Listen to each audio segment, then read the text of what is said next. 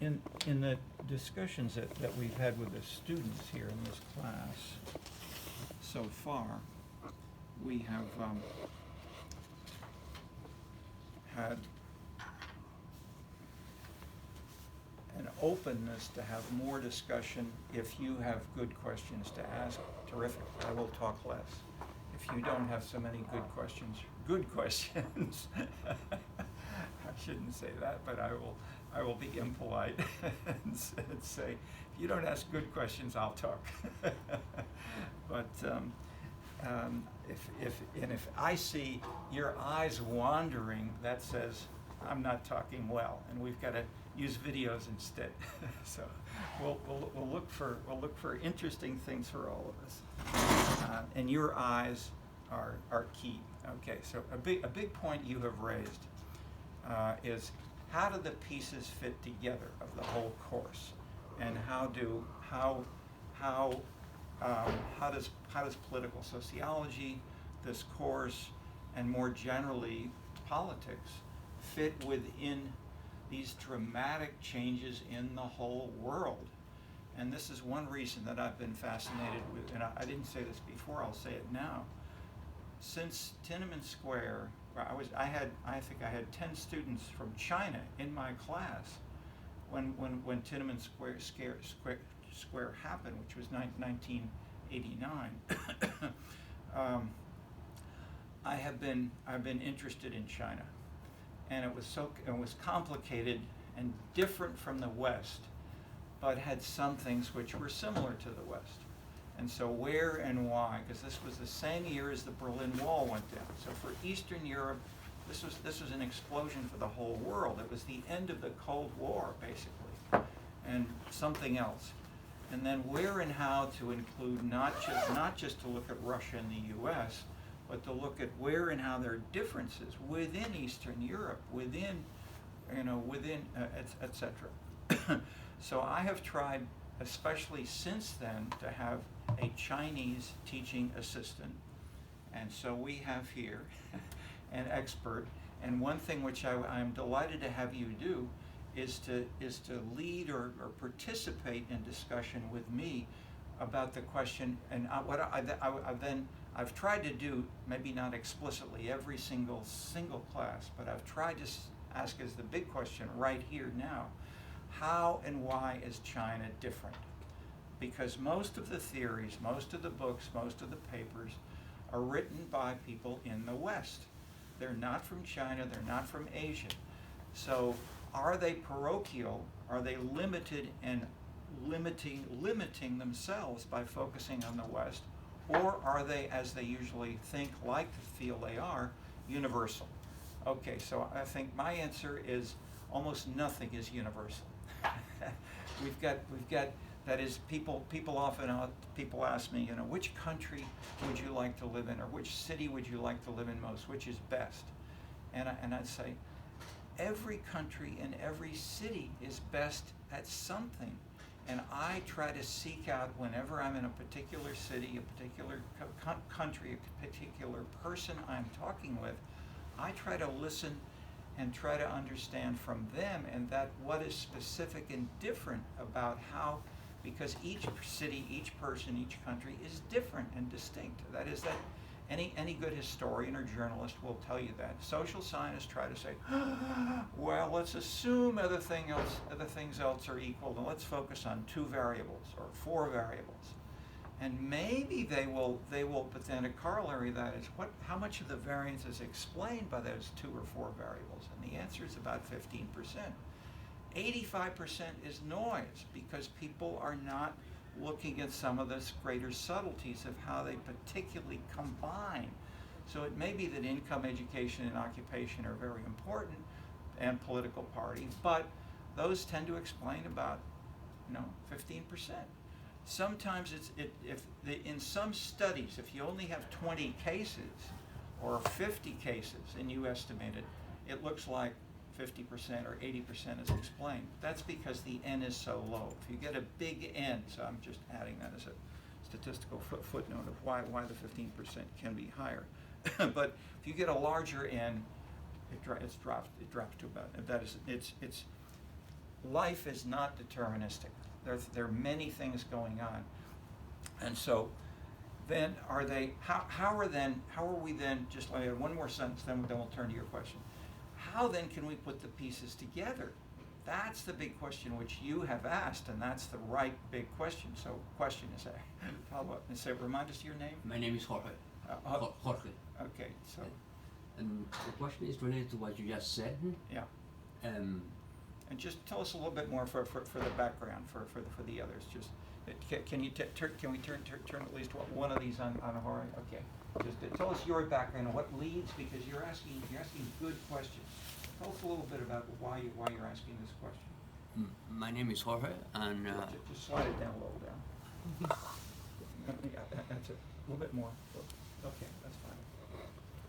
My name is Jorge, and I'm a CIR graduate, from the Committee of International Relations here in the Political Science Department, and I have an interest in statistics, and therefore I have the following question for you. You said we're all different, but if we use the law of the large numbers, when we increase n, we get closer and closer to the average, which will be occupying an area, where most of the people will fit in and the outliers will fall out. At least that's the way to see it from the quantitative point of view. Yes. So how does this law of large numbers fit in what you're saying? Well, my colleague and friend John Levy Martin has got 3 books that sort of address questions like this. One is, I think it's called Understanding Theory, Understanding Methods, and Understanding Statistics. And in the book, these come from courses which address hard questions like big questions. I mean, you're asking the right big questions. So the one called Understanding Statistics, he says, statistics is wrong for most social science and for other people. Statistics may be right if you're just looking at it as a mathematical kind of creation. But if you're trying to use the tool of statistics to see how do families or states or organizations work, then the normal rules or assumptions or approaches or things which you're taught in a statistics course may be bad for you to do substantively, to see how and why it works. So the law of large numbers may be 100% right from a statistical modeling standpoint. But if we try to say, why and how much can our theory explain, which that's the question I'm trying to ask here. And the answer, the big answer is not that much. That is, it's not everything. So how much it is depends on the number of cases, the number of outliers, and if you get the number of outliers that fit more or less with what you want to show, they can be it looks very high, because you only have, and I spent 20 years studying with 51 cities, 51 cases. So when we're working with 50,000 or 35 countries and sometimes 10,000 cities internationally, that's a different ballpark. And so so we're closer in one respect about statistical modeling and assumptions. We've got so many cases that we're closer to the normal statistical rules of normal distributions, that we have a normal distribution. And the idea is you'd like to have, from statistical modeling standpoint, you'd like to have a normal distribution on all your variables, but in life, we're not. That is, and say Marty Lipset, for example, the leading political sociologist, and who sometimes thinks more statistically, but more often does not. I mean, one thing he said in most of his career is I want to study we can call them deviant cases, outliers, which they illustrate, and because they can see why are they an outlier. So one was called Union Democracy, and so they studied. I mean, so he dealt with a big theory from Roberto Michels which political parties are dominate the whole scene, and they are and Mischel said, whoever says organizations means hierarchy. That's his one sentence summary of the book, basically. So Lipset wrote a long introduction. He's worried about it for his whole career, and he's looked at ways of testing and different aspects of that. And so his own father worked for the ITU, an International Typographical Union, and he saw they have democracy in this one union. Most unions do not. That is, most American unions. They are dominated from the top, as in Europe. But his father was in the ITU union. He was so typesetters. People were literate. They could write. In the 18th and 19th century, they or maybe 19th century, whenever it started, they were much more educated and thoughtful than most manual workers, or most people who are in unions. Not just manual workers. They're civil servants can be, or maybe not civil servants, but non-manual workers also can be in unions. But the point is, even in a manual worker union, sort of, they had a lot of democracy, at least in the sense that they had little different regions, different types of democracy within in different states, different brands, and so forth. He did a fantastic book called Union Democracy, which was much more than one union. It was, where and why does democracy work? That was his question that he really wanted to ask. Okay, so that's a partial, and we'll continue with that point. Is that enough of an answer for now? Yes. Okay. Let's go on, and this is the simpler answer. Yeah, if you can show with your computer, please. Okay, let's try. Can you make it a little smaller so we can see it on the screen, or is that hard to do for you? Yeah. Okay. If we're gonna chop it off, we can scroll a little bit left and right and up and down. No, that's the PowerPoint you sent me. It just looks like that. Okay. No, that's fine. If we can move it, does it move a little bit? Or I can't move. You can exit not at all. Okay. Oh, okay, I see. There you go. Oh, that's Now, what's your trick that made that work? Exit. Exit. So you Exit the you presentation. did not fit the image in the No, page. but I don't know what that one word means. What do you tap on PowerPoint to make it work? Just a ESC. Yeah. It exits the Exit the presentation of the PowerPoint. Yeah. I don't understand. Where do you tap the word is AXIS? No, EX. ESC. ESC. ESC. Oh, escape. Yeah. Okay, escape. So you type on escape, and that changes you over to. So that takes you out from the one image to what? It's the whole. To this draft.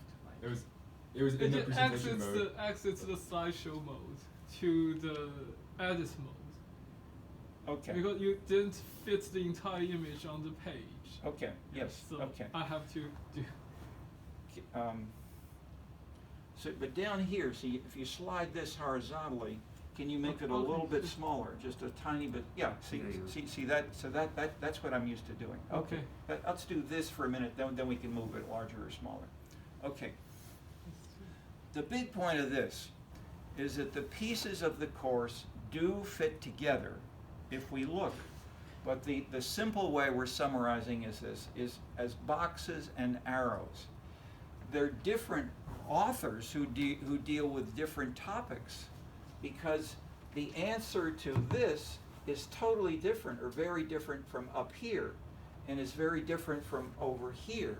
That is, the paths, the rationale for one box and one arrow is different from another. These are different literatures. So we have different sections of the course, and I'm mentioning some of the most leading authors that fit these kinds of simple boxes and arrows. But the question, how reconcile differences? Different analysts address different substantive phenomena identified with boxes and arrows. This is one schematic way to identify differences. It simultaneously illustrates how the analyses are not contradictory but complementary. That's the simple answer right here. So we don't fill in every single reading, but this is the idea. That is, that political sociology deals with the socioeconomic characteristics, race, class, etc., as well as basic values like the Protestant ethic. But these in turn, then we get to individual characteristics. So this can be the country, the class status groups okay. Then we get to individual characteristics, we get to organized groups, to government and elected officials, and then to policy outputs. And we don't show it here, but we then often add another arrow which goes around here and comes back, and that is feedback, it's called. It comes from physics modeling which are stressed that this is a social system, or a system of a system, period. And the system says how do all the pieces work? All the pieces are interrelated. When you say a system, and it came from physics, people were sensitive about this when you're talking about molecules or atoms or all different kinds of things. And the same thing is true in biology and in sociology and political science and economics. All these things will change over time, and sometimes fast. And that's why China is so fascinating, because China's changing so fast. These theories, which sound fine 10 years or 30 years ago, don't seem to be working so well. So you can see things that we also, right now, the world is also, I would add, hazard to say, the world is changing faster than it was 50 or 100 years ago. And so maybe that's many people are saying that, it's not me, but one rationale can simply be, we've got so many more people, so many more countries that are doing things that, for instance, with the Cold War, you had two leading countries, two leading actors. You've now got 130 countries, and it's harder and harder to if you go down and then you study and you get big and bigger data, as the example of molecules, but for people, we find, hey, Shanghai is different from Beijing. These two cities are really pretty different. Wow.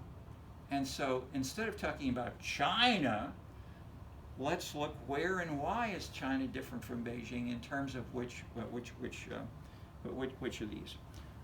Okay. That's my main point. A second slightly related point is that three of you asked, I think 2 or 3 of you asked, how do personality characteristics fit together with social and economic and political variables? And I gave the answer, the mainline answer by the discipline of psychology. And so they exploded for decades to build up lots of indexes and lots of concepts and lots of dimensions of personality. And they could be beta type personalities or alpha type. I mean, that's a simple 2 or 3 very simplistic kind of theory.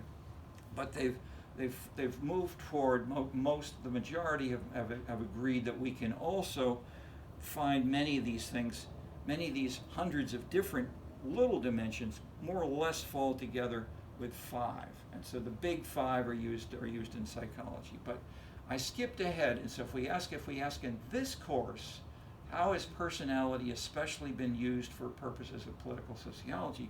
The number one simple answer from the 1930s to let's say until now is called the authoritarian personality, and that's the title of T.W. Adorno. So I used this in my BA, and soon after I finished college, I went to study in Frankfurt, Germany, where T.W. Adorno and Horkheimer were leading thoughtful people. But they also said a lot of crazy things, which I didn't realize until I got there to Frankfurt. And did I tell a story about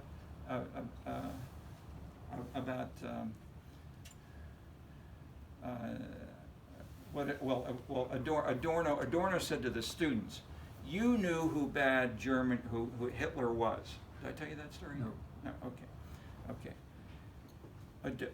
Horkheimer and I went to America, and it was worse because those people were forced to smoke cigarettes, eat bad food, drive these big cars with funny fins on them, and do crazy things which they were forced to do because of advertising. And advertising was as bad and equally bad as was Hitler. Okay. So I almost packed my bag the next day and went to Berlin and Munich. So I didn't want to leave them all together. So I managed to do it with a guy who's blocking his name, but he was a grad. He translated a book, a major book called Prisms by Adorno. And we went to Berlin, and then we went to Munich. And so he was about 8 years older than me. So he knew a lot more about Adorno and Horkheimer and in broader context. So we could talk, and he would. Before I left, I spent several weeks there. I went to meetings. I tried to get a feel for it, and I read the summaries. The students kept good notes, and they said very good written summaries of all the courses that over the last 10 years. I went through lots of the summaries of courses, not just one, but you could read about Feuerbach, a course on Hegel and how Hegel changed, et cetera, et cetera.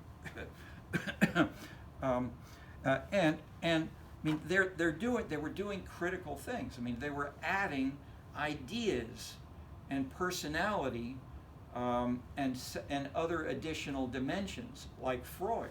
So the idea that advertising, you have a beautiful woman trying to sell you a Chevrolet, then the beautiful woman is selling, the image of the beautiful woman can sell you the Chevrolet.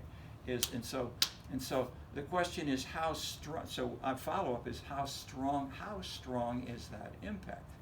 Okay. When they first went to America, they didn't go to California. They went to New York, and then they talked to a guy named. And so now we're going to switch over to, let me plug this in. So we're going to get to my other PowerPoint. Let me see if there's anything else we want to see here for a second. Let's just scroll down for a little. Oh yeah, stop for a second.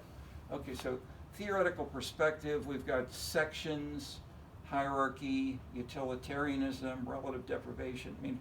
I'm listing here some of the key variables within each of these sections, and link back such as like Rokan, but also to the utilitarian tradition, which I mentioned of Hobbes and Locke and so forth, and Adam Smith. Political culture, linking in this way, bureaucracy, Scotch polar bureaucracy really was Michels and Max Weber, state-centered theories, etc.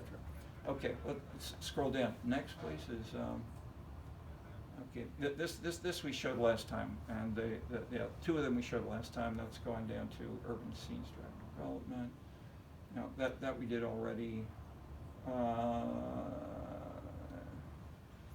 Okay, let's just scroll on down. I'm not going to talk about this. I'll just mention there's a book called The New Political Culture, because this we'll talk about later on in the course, but at least I want to show you how these pieces fit together, because you're confused. I won't say confused, but you don't see how the pieces connect unless at the end of the course it may all fit together. But I'm trying to give you some clues now at the beginning, and then you can read a little bit of ahead if you want to see where does that fit together, such as advertising.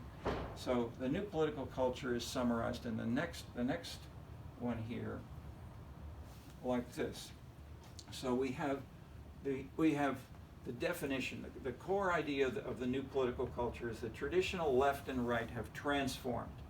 social and fiscal issues are explicitly distinguished. Not to say that one is the drive that drives the other necessarily, but that social issues have been rising in salience relative to fiscal issues. Not to say that there's zero, but it may be that, that social issues have become more salient for some people some of the time. So we add to that then where and why is that now being recognized? The answer is issue politics and broader citizen participation, major factor. The decline of hierarchical political organizations have changed. So we talked briefly about Dahl and issues, but here's in citizen, and we talked about Dahl bringing in as well citizen participation. That was left out before. Okay, market individualism and social individualism grow. So that the consumer sovereignty concept of Adam Smith and the economists here has grown. On the other hand, they in turn over time they know that it's not just individualism. There also are their unions, their institutions, and so they have a fight within the economics discipline between the strong market people, the institutionalists like Veblen, and then say Marxists or others. So that, there are different types of economists, although they're and in the last 10 years with Gary Becker, we've got an explosion of rainbow type economists within this economics department, including one guy who teaches. He used to teach history of economics. He now teaches history of art. Talks about Picasso. And so I mean, I've been in a workshop with 20 economists, and he says, and someone says, "How do you know this?" And he says, "Here's a letter from Picasso." He reads a letter from Picasso in the economics workshop. Okay, not just an equation, not a theoretical equation or with no data. He's got data, a letter. Okay, one letter. Okay. Questioning the welfare state, and not saying that they're against it, but where and why it might be reorganized to be more productive. These NPC views, new political culture, are more pervasive among the younger, more educated and affluent individuals and societies. Okay, that's the definition that these changes are moving toward. Why? One big thing is globalization. The end of the Cold War, global peace. The decline of major tariffs, sometimes, not everywhere, but these are factors which can enhance this. The modes of communication, fax, fiber optics, digitalization, etc. More citizen, education, decline of agriculture and industrial work, the rise of more professional, service-oriented, etc. Okay, then this leads to weaker parties, less hierarchy within class, ethnic groups, and status, so these things weaken nations and the national focus of having the national government, and instead people will say, it's so complicated, let's let the states decide. So that is happening.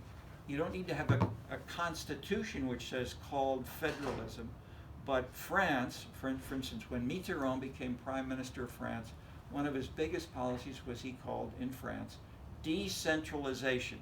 Okay, they don't have state governments, they don't have, but basically, we're going to give a lot more autonomy to cities and to smaller groups than in the past. This is the opposite of the whole much of the late 19th century, 20th century France republic, republicanism, and that was the label, and that meant using a strong state to crush the enemy. The enemy was the church and the aristocracy, and so okay. So clientelism as well tends to be cut back with these kinds of broader concerns, especially people who are, that is, if people are very low on education. Yeah, that's a good idea to lower that. Thank you. That's great.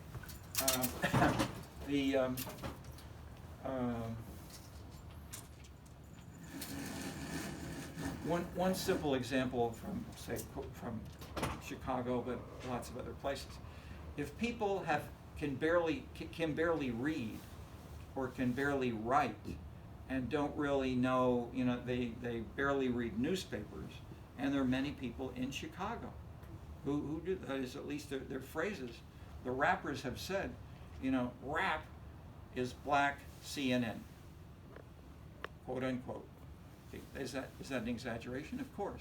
But they're in the past, many African Americans were less educated, in the South especially, and they weren't sophisticated about some of the subtle intellectual kinds of issues, which may have been important for,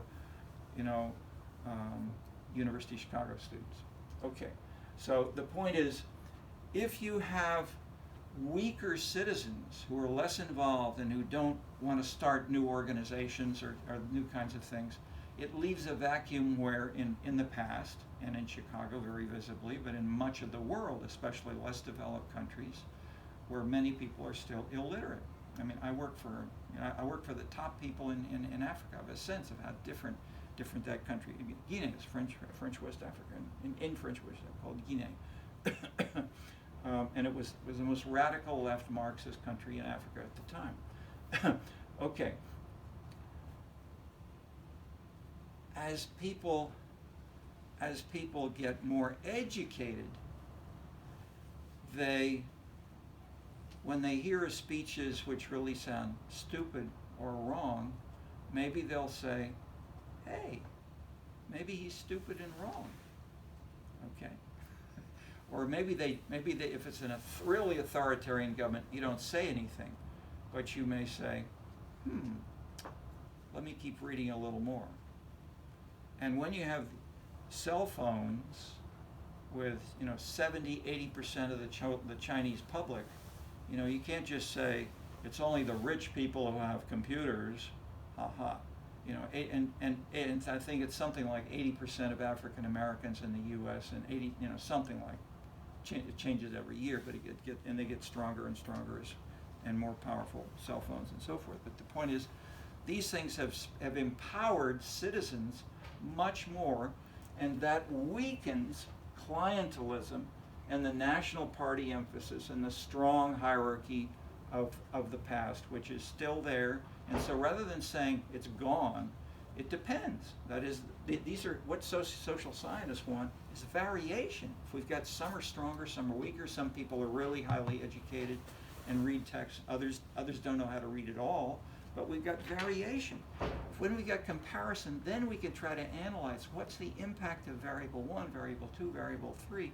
If you don't have variation, so when we're talking about the distributions and the outliers, where and why do these things work? They only work if you've got, it works better when you've got lots of variations, more cases, illustrate, and different, the critical thing for statistical modeling and for ethnographic, same thing. You've got to separate two or three variables that seem to be very closely, and they are, many things are highly associated. But if you look more closely, maybe they're not. So I talk A leads to B leads to C leads to D leads to E. You multiply those, and A leads to E, or you get down to Z, and it's nearly zero. Okay, so we can get the development of a new flexible economy and consumer-driven lifestyle. Okay, let's just one or two more. I don't want to spend too much of this, but this illustrates. This was taken from the program of the mayor of Seoul, Korea, simply illustrating, this is not me, enhancement of city competitiveness, city of culture, city of fresh air, city of active civic participation, city of economy. Okay, these are not the normal left and right. This is exactly the new political culture. From Seoul is half the country of Korea, half the population all live in Seoul. This is major stuff, and the mayor who wrote this program, I think it was the same one who became president of Korea soon thereafter, because he He tore down the freeways that were right next to the river that went right through Seoul, and he beautified it, and he made it into a place you could walk with for pedestrians, and they made it green. They made, when dreams come true, when tradition and technology coexist, etc. He tried to, and this is what he said, and he tried to do it at least with the most visible big example was tear down the freeways, get rid of the cars from the middle of the city, and then civic participation and mutual trust. Okay. Bronzeville, still people don't talk about trust very much, and they don't have, and the lack of trust is a major driver in problem. Okay, so scroll down, please. Just the next. I'll just one word on this. This is the for hundreds of years the palace of the emperor in Korea. When the Japanese occupied much of the 20th century, they militarily occupied Korea. It's a Japanese colony. Okay, what did the Japanese do about this? They tore it down completely. They put in a Japanese military building for its administrative headquarters. It wasn't beautiful at all. It was just a tough, ugly, simple, plain building. But they had no sense of the importance of tradition or of connecting to the culture of Korea of the past. So after World War II, when the Japanese lost World War II, what did the Koreans do? They rebuilt the original earlier. So just push on down. The aesthetics matters. And more. Okay. The beef protest, that's complicated. I won't go into that except to say that we have a lot more of this. And this is now what I want also to focus on a little bit more today. I don't want to use up my time. Is to talk about some of the scenes and how the scenes book. If you only read when it gets to the end of the course, you're not going to understand a lot of what I'm talking about. So this is an extension of what you're getting right here, of how these scenes fit together. So instead of saying we have rich versus poor, or proletariat versus capitalist, we got lots. So I'm showing you the mayor's program in Seoul is the same kind of thing we've done here. And I didn't invent this out of whole cloth. I invented this from working with a lot of people around the world year after year talking about these kinds of issues. So this book really came from taking from looking at issues. Well, or no, we started this book. This is lead into to scenes and the like, and this is on a reading list now. This was a PhD at the University of Chicago by Seoko Kim from Korea. He said, what's the main theory about how democracy works? It's Tocqueville. Okay, let's test democracy because we got measures of citizen participation. Saw this back in the pieces of the political system, and then we want to see how much this leads to democracy. In Korea, it doesn't work. Why? Citizens who participate more? No, but wait. If you just look at the newspaper, that is a bivariate, or that is, aren't Koreans active in civic organizations? Yes. They're more active than Americans. They join more civic activities than Americans do. Tocqueville didn't go to Korea, but okay. But even though they join more activities, especially, and the number one is churches. Koreans are very active in all kinds of churches, especially very big churches. It's also the leading country in the world in evangelical travelers who go to Africa, to Latin America, and they say, join, and it may be basically broadly inspired by a Weberian style Calvinist. That is, it's not they're not Roman Catholics. That is, it's not just Christian. They often talk about them as Christians, but they're basically evangelical Protestants, but they don't generate trust. Why not? That's what this book focuses on. Okay, so we had simultaneously we've gotten Putnam's book is coming out, Bowling Alone. You know, people are bowling less, therefore we should have less trust, and therefore the driver is the organization. Okay, so back, if I won't, you know, if we go back to the modeling in a sense, yeah, just the one I should, yeah,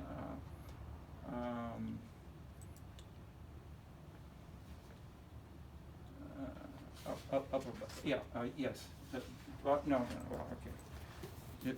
You see the pieces. I'm saying the pieces of the course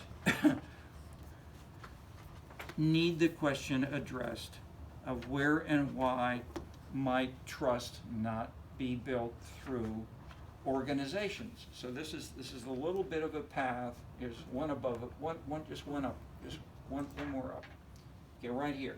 So why do organized groups lead to trust? Okay, so that can go through elected officials.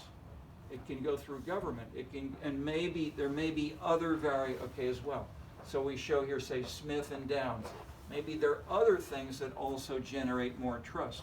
Or Marx as well. These are, so paths there may be big system characteristics, there are individual characteristics, there's specific organized group characteristics. All of these, they're all going on, so you can try to understand this if you're doing an ethnography. You can ask questions about this. How important is, being a Korean for you in changing you can look at all these variables in any method if you want, and all methods have their measurement error and their limitations. But if we put it in front of us, we can say this is how they're going on, whether or not we want to ignore them or not, they're there. Okay, so the big question was, this book looks at two French theories. One is from Tocqueville,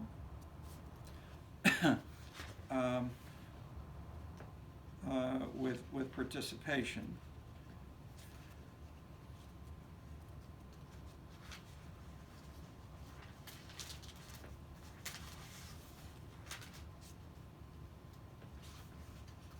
Well, I'm trying to simplify on this.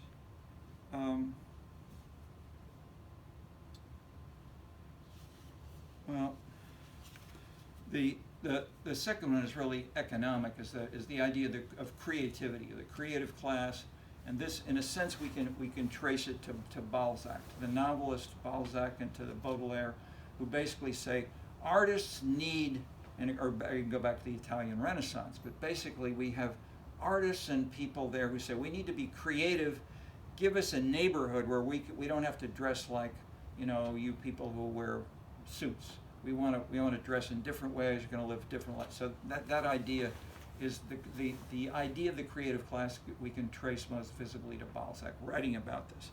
Okay, so these two theories, Tocqueville and Balzac, of creativity, we're saying they don't work. That you go to China, you go to Korea, and you say, do you have Bohemia? Say, what's Bohemia? Asians never heard of Bohemia. You look at Bohemia, you look at Korean students in we have this counterculture where in those years, Berkeley, University of Chicago, Harvard, students wore jeans, running shoes, and T-shirts, like a uniform. Nothing else. That is, they didn't have variations.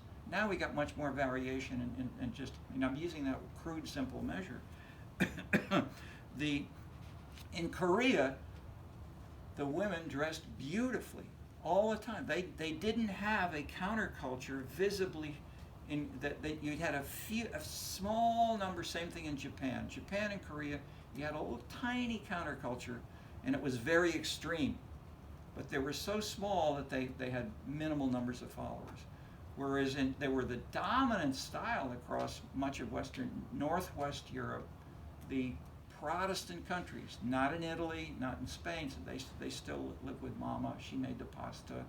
I still want us to, Mama. Okay, so the welfare state works still with the Italian and Spanish mothers. Okay, so and the state. So the question is, why is Asia different? Why do these things not work in Asia? And so we spent 8 years or so, and we have about, I think we have 14 co-authors, and most of them are from Asia, except they're also from Portugal and Brazil, because the same thing is true in Portugal and Brazil. That is, people participate a lot, or maybe not a lot, but that is, when they participate, it does not build trust in Portugal or Brazil. Why are those two countries different? And Spain is more close to Northern Europe. So I mean, everybody talks about Spain and Portugal are the same, and this critical factor, these two countries are the opposite. Okay, so so there. Okay, so I won't go beyond there except to say, what we try to the answer is. The simple answer is not there, but I shall switch over and show you the get my plug here. Why? What's the answer? Okay, we'll show you. Let's get there. Let me ask you in the meantime. Anybody want to guess based on what you've read, and if you've got and you're from Spain? Yeah. Okay, so have you heard of that, or heard of that kind of question, or read people trying to ask or answer this? You mean that the What- trust what- problem? Yes. Well, I think Spain is different than Portugal in two different ways, because in Spain you have many cultures living together, which is different than Portugal. So it's pretty much like Germany. It's a big difference between the people from Bayern and the people from the north. Yeah, in Spain, like in Italy, you have also a very big difference between South Italy, or even Sicily, and Milano, and and in Spain you have also different cultures living together, where in Portugal it's more homogeneous, and in France it's also more homogeneous. Like the book from Eugene from Peasants into Frenchmen, so they created a society which was more homogeneous. It's just my intuition.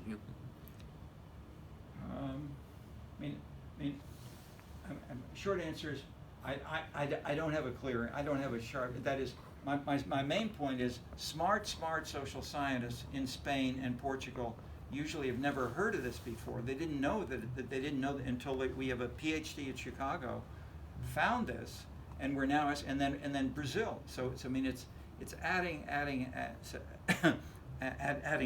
question, and many top policymakers I won't go beyond that except to say these are central questions for governance, for theory, for normative theories as well as positive theories, and it's part of the difference between LA and Chicago and New England versus the South. I mean, so we can look at all of these different contexts, and they transform the rules of the game. There's much less civic activity in the American South. Okay, so my point is the big point. So now we're going to build up briefly to the answers. Okay, this is building on people who've been working on scenes, and they illustrate here not just Asia, but a lot of. We started with Europeans, but then we added a whole bunch of people from Asia, and they really exploded when this book came out in Chinese translation, and so that in turn, I mentioned was in the 5-year plan, and the 5-year plan really led to the audience of 1.4 million in December of 2023, when we said, now we want to put this, and I want to turn to this now. How do we get mine to the other? Well, I can keep it with. Is this big enough for you to see in the back? Can you read how qualities? Is that too small? I can kind of see it. Let's try. How do I get? Let me just remember. Oh yeah, here we go. I know I got which glasses I got different. See, I don't have my reading glasses. I think this is if I get my reading glasses. But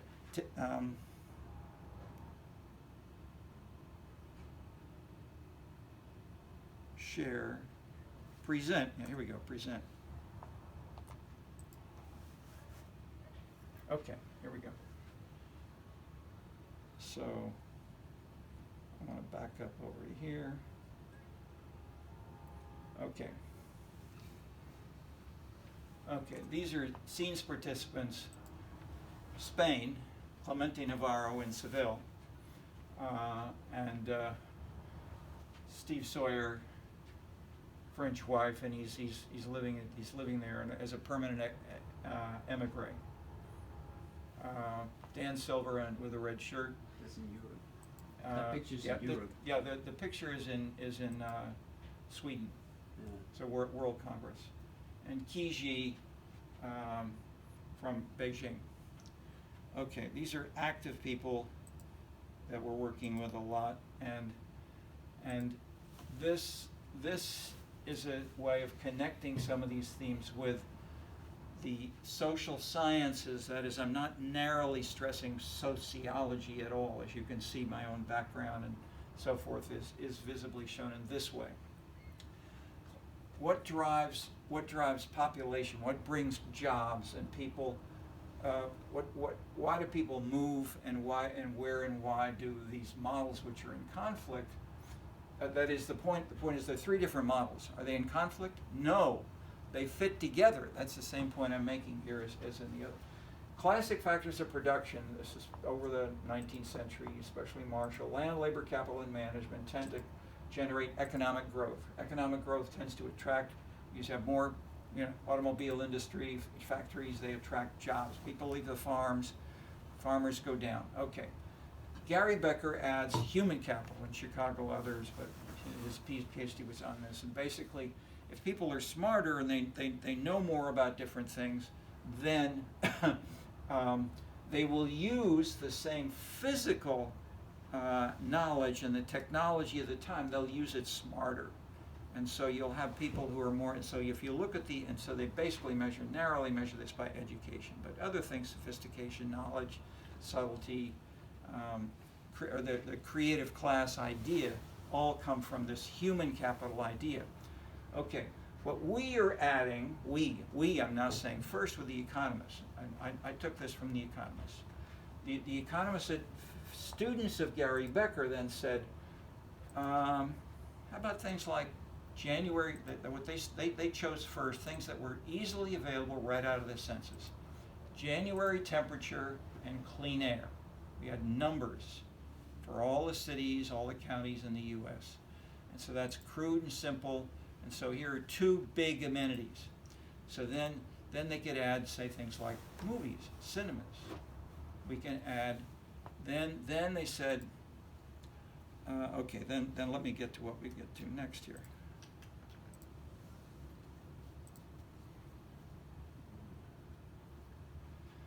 Which amenities and places attract talent and drive innovation? Why? Theories, digitalization, and testing models below. How can we see where and how these things work? Okay. Schumpeter, competition and destruction create innovation. Okay. Gary Becker, human capital, especially education, transforms resources. Kuznets, that is Keynes and economists anywhere in the world in the 1930s, they had no numbers. So Keynes said, we need a stronger state. That'll solve the depression. We'll have the jobs come back. And he said, no. And so do we have any numbers? No, they didn't have any data to deal. Even in the 1930s, no one had measured GNP. This guy in Russia, he was basically in East Europe. He was part of Russia at the time. He did his PhD in one city, measuring basically the city-like version of GNP. Then he came to the U.S. in the 1930s under Stalin, so forth, and he measured GNP nationally using national data, and well, not in so. Let me add the next part of this. Quantification, digitalization. The 1930s, Keynes, Kuznets helped measure GNP, but he disapproved of its overuse to measure welfare. The welfare of a nation can scarcely be inferred from a measure of national income. See? Happiness or goodness or welfare is not just cigarettes and cars. Classic definition of amenities are non-market goods since, okay, this is a critical equation, pretty simple equation for everybody. Utility, which the economists say, the definition of economics is we want to help people maximize their utility. But it's not simply their incomes. It also includes January temperature, clean air, having fun with their friends, having mama make pasta for you. And so Gary Becker and his students, like Ed Glazer, suggest that amenities are far more important for cities than do market goods. That's pretty strong. You know, the whole you don't need GNP. We need to know, we don't want to know about other things. Okay. So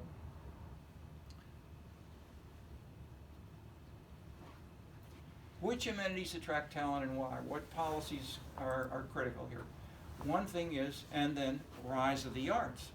Okay, citizen lifestyle. So this, I don't want to try to read all the detail, but you can look at this. These are three big blocks of variables: citizens, the economy, and government and civic activities. These things these are all changing together, and there are a lot of things happening. Anti-car, bicycles and walking, restaurants, cafes, niche marketing. I mean, these are lots of things happening, and I'm not trying to. I'm throwing them out, not because I have measured or analyzed everything, but I'm saying we ought to think about these because these challenge many of the widespread theories you still read and hear about in this university. Okay. All my colleagues don't agree. Okay, so we'll add, we're adding today a little more. Okay, so then why am I bringing in him? And I started in part with those three economists, in part because of history and amenities and the GNP. And to say amenity and putting them together is critical for this. But the second is this main PowerPoint I showed in Shanghai, and in Shanghai, the university of the top university in Shanghai and the city of Shanghai government said, we want to really work on urban innovations. We want to build on these ideas of creativity and these kinds of things, building new things and making Shanghai be. And historically, for centuries, it has been closer to international trade. It's been sophisticated, and it's done many things.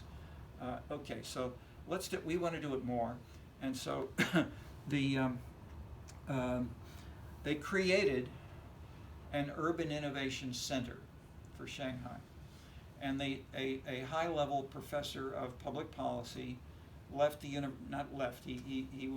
he continues teaching public policy, but he's executive director of urban innovation for the city. Has a big budget, lots of activities of how to make it work, and what kinds of data, what kinds of subsidies should we have, and so forth. He has a PhD, like Paul Lazarsfeld and like the economists. He has a PhD. He's a professor in Shanghai. He has a PhD in mathematics in the U.S. and a PhD in economics from the U.S. So I wanted to talk to them. I'm sorry, I'm not yet there yet. So that is given that then he then said to the people in the city government, said, we're trying to choose among some of these projects that we might do, and how might we put these things together? And I said, well, we have a national plan, and it has scenes in 6 places about urban innovation, about the economy, about lifestyle, about planning of streets and of leisure time activities, and so forth. And the national plan is we want to follow using these scenes ideas and use that in the urban innovations. And so the executive director then said, what scenes? I never heard of this. So he had a student, who came to the Harris School, and he came to my class and said, and he told me about this, what the hell are scenes? They're worrying about this in Shanghai. So I said, well, okay, let's talk. So we had a couple of Zoom sessions, and then I had this presentation jointly with the chairman of the sociology department and the public policy professor who was the head of this program. They were the ones that they put in a conference together, and so we had maybe 15 or so people, looking at these kinds of issues. Okay, so Lazarsfeld I'm pointing to as not just an economist, but having a background in math, but like Adorno, who you remember, had a background as a Marxist, happened to be Jewish. They suffered a lot of anti-Semitism and so forth. So when Hitler came to power, they both left in 33, 34, whatever. They left Vienna, and Lazarsfeld left Vienna, and Adorno left Frankfurt. Okay.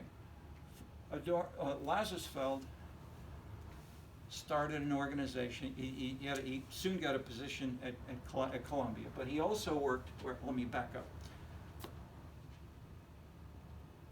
I told you Adorno's one-line summary. Those cigarettes, those cars, those women who were seducing you to buy you several. This stuff is awful. Lazarsfeld, when he came here, both of them, and so Lazarsfeld had worked. He had a PhD. He didn't have any job. He couldn't get as a Jew. You couldn't get a job in the. This was before Hitler. They basically didn't hire Jews, or there's very few numbers of Jews. So he worked as a socialist organizer for the Socialist Party, and he tried to organize to get young people to join the socialist and Marxist theories. And so he tried to do this in various ways to try to, that he's trying to build Marxism actively. Okay. When he came to America, he said, wow, there's no socialism in America. There's not a communist party that's making this stuff happen. This is different.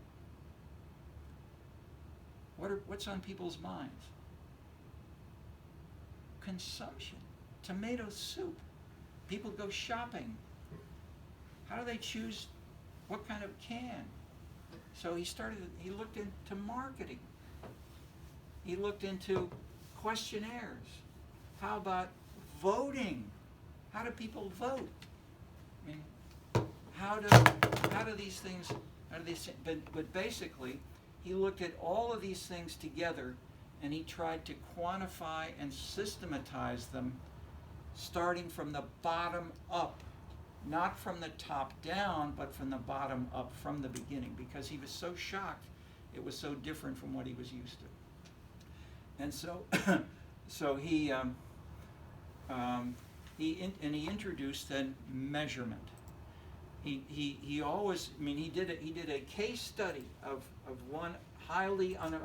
large numbers of unemployed people in Vienna, in nearby Vienna. It's a small town, and it just got more. And basically, the idea was their psychological view of the world shrank. They became more and more isolated, and so that idea. So he would talk about himself sometimes more as a social psychologist than as something else. He never really tried to figure out what sociology is, whatever. So, but basically, he tried to work on very specific issues. How do we explain this? How does that work? So he then also okay. He got some money from some foundations. He's a very smart and radio. So a big issue was the president of the director of research of CBS, the Columbia Broadcasting Company. They found Lazarsfeld. They said, hey, we got this brand new thing called radio. Is anybody listening? Does it make any difference? Is advertising, can we tell people you ought to buy ads because it really makes a difference? So let's measure the impact of radio. So for 15 years, they really was working on media. How do you measure media impact? Okay, so then a guy was coming here from Frankfurt or two of them called Adorno and Horkheimer. And when they came to New York, they somehow connected with Adorno, and Lazarsfeld said, you're a smart guy, damn smart guy. Let's work together. Let's look at the media. Let's look at advertising. Let's look at how these things work. And so they Adorno said, yeah, okay, good idea. I'll work with your new organization. Okay, and we'll give you an office and you can have staff over there, but it's in New Jersey, and you can go there tomorrow, whatever, next day. So as soon as he saw that dirty factory in New Jersey, he said, I'm not going to work on this. I mean, they used to go to Communist Party cell meetings in a Mercedes-driven chauffeur. He's not going to work in some factory in New Jersey. So they went to Hollywood. So they didn't work with Lazarsfeld, but Lazarsfeld and Adorno, between Columbia and Frankfurt, were going back and forth for decades. And so I was a student. I went to Columbia, but then I also went to Frankfurt. I used Frankfurt before I used Lazarsfeld, et cetera, et cetera. Okay, so my point is, or one big point after that is how did these things come together? So he worked with, he found a lot of people, he raised money, he had research, he got people together, asked hard questions, and others weren't. Often you couldn't get it right, but they got a lot of different kinds of studies, ranging from tomato soup to votings. I mean, he created the systematic survey research whole approach. He did the first person to do this. Personal influence and what was the second? Or say that? No, that was the second or third. But they were earlier. They started that. So Michigan, and now all the national television program people, that they do a whole lot of this. But basically, it comes from this.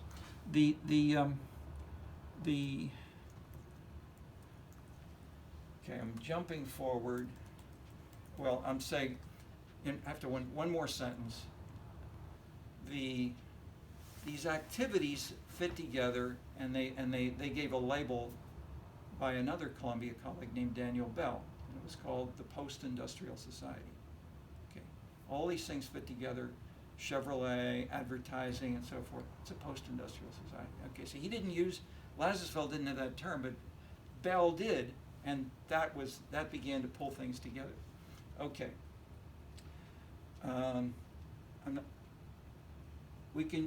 Two theorists, social theorists, join hundreds of leitmotifs and myths to create an integrated artwork, which includes music plus text plus acting equals passion. This is found by engaging the myths of the nations around the world. This is Claude Lévi-Strauss doing a scientific, if you will, systematic, anthropological approach. But he said at the beginning of his 4-volume work called Mythology, or Mythologique in French, my inspiration is Wagner, because Wagner's theory of how this works musically is, if you want to have a symphony or an opera, you have the music comes together by having ba-ba-ba-ba, ba-ba-ba-ba, and you put the one next to the other, and then that becomes harmony, or it becomes dissonance, or it becomes, if you go boom, boom, this is a tough guy. Says, I'm afraid. Okay. And you can then have jealousy, you can have friendship, you can have attacks. And then do you have the structure of Beethoven and Mozart, which says we have the first movement, the second movement, so you have 4 movements, fast and slow, then fast. No, we're going to destroy them. We're only going to have musical sections divided by feeling within people's hearts. Their passions are the drivers, and we're going to build that together. How are we going to make people passionate? We're going to build what they later be called German Romanticism. He was one of the major leaders of German Romanticism. And their answer was, we don't just have music alone. We also have a stage with people in person up there, screaming or shouting or whatever. They also have a text, and then with the lyrics, and then have loud music or moving, passionate feelings. So but if you really want to have passion, you've got to put all these pieces together. And if you want to have this, Mozart, he just took books or stories from somebody else, and then he wrote the music. That's not he didn't really make them powerful. That is, if you want to do that, you've got to write it all yourself. So he wrote his own lyrics, his own 4 volumes, telling the actors how to act, how to put this together, and then how to think, and taking all these little. So that the simple point for social science theory coming through Levi-Strauss is not just Hegel. You just have one thesis and one antithesis, synthesis. Instead, you have hundreds and hundreds of little leitmotifs. And this is closer to what I showed you with my boxes and arrows for political sociology. We've got lots of boxes, there are lots of arrows, and they're different. And you can't, and so yes, they're bigger blocks, and we can try to put them into bigger pieces as well. But there are lots of little ones, and so the smaller themes combine into things which may be the inverse of the first. So you can have ba ba ba ba, then instead you go ba ba ba ba. And so the idea of a rising theme going up the scale versus down the scale, either would combine when you have the same kind of thing being transformed. And so what Levi-Strauss does is then, so Wagner didn't put this in terms of numbers. Levi-Strauss, he numbered myths. So he has myth 428, 429, 430. Where do these come from? He started with the Brazilian jungle. He wanted to break away from Western European, this cultural relative. He wanted to be a real cultural relativist. But he couldn't find anybody that was really isolated from the rest of the world, even in the jungle. So he wrote this landmark book called Tristes Tropiques, the sad tropics, because the tropics are part of world culture. Not to say that they're the same as if you're in the middle of Paris or New York, but they're not isolated from it altogether. That they get some radio, they get some kind of so basically, and basically that destroyed classic anthropology, which studied Trobriand Islanders or something like that, assuming that they're isolated and a unique window on the whole world because they do things independent. So Levi-Strauss is saying no, because we've got these things, they're variations of the same kind of thing, but let's analyze where and why those variations get stronger or weaker. That's what we're doing. That's what I learned as I study with Levi-Strauss. So he especially focused on linguistics and with kinship, as these were strong, visible things which anthropologists he'd learned a lot about himself. So linguistics and kinship, he modeled this especially with equations, with diagrams, with stuff like this. Okay, we're going to run out of time. No, not quite. Where do these things fit together? In Paris. Why am I showing you this? What's this? When we move from agriculture to industry, the English went first and they built factories. When you build factories, you build smoke. Okay, so the French didn't, I won't exaggerate, but the English would show up in Paris. They had a lot of money. They started buying things. They started doing things. And the Parisians said, we want to be like the English. We'll build some factories. So they built some factories. And then after about a year or so, people said, hey, wait, that factory is making smoke. You're getting smoke on Paris. We don't want any dirty, dirty stuff on the city of Paris. This is a beautiful city. Stop the factories. So, this is around 1800. The leaders of Paris said, no factories. So maybe somewhere in south of France or somewhere far away.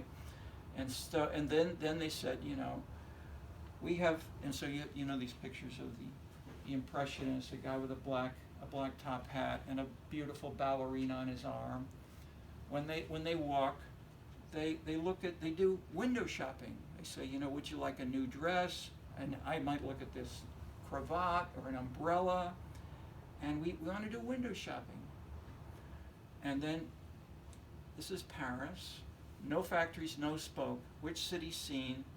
So then the leading German theorist of considered the general intellectual of Weimar, in a sense the German variation of Balzac and Baudelaire,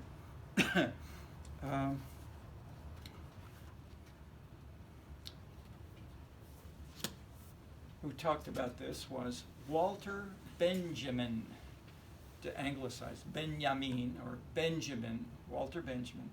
And so Walter Benjamin spent the first half of his life studying Moscow, because he was a Marxist, and Berlin, closer to Zimmel. But then he then said, you know, Paris is different. Let's try to figure that is that they didn't build factories. This doesn't fit with Marx. They didn't move. You know, Marx said, I mean, everybody goes from, everybody, more or less, to factories. They don't do this. What do we have here? And it said, Lassesfeld went to New York and he said, tomato soup. And Adorno said, hey, advertising. Advertising touches consumers. Where do the Parisians do this? Well, they used to have little shops, but if you also learn, if you spend a year or two in Paris, it rains for more than 6 months of the year. In Northern Europe, Northwest Europe, you know, you're in the rain and the fog. It's dirty. So what did they do around 1820? They used steel or iron and glass, and they figured this out. They could cover over and create the arcades. So the arcades, so one of the books now was called The Arcade Project. Here's an arcade, a Parisian arcade. It's the same you know, today, but they were invented around then. And they let you shop all through the winter. And then the consumer became an analytical driver, and the consumer became called the flaneur. A flaneur means you sort of walk around and look at things and say, would this be a nice colored umbrella or not? But not just shopping. The idea of the flaneur, which this is in Balzac and Baudelaire, and this is the rationale for their novels, and for Levi-Strauss paying attention to these as myths, is ideas.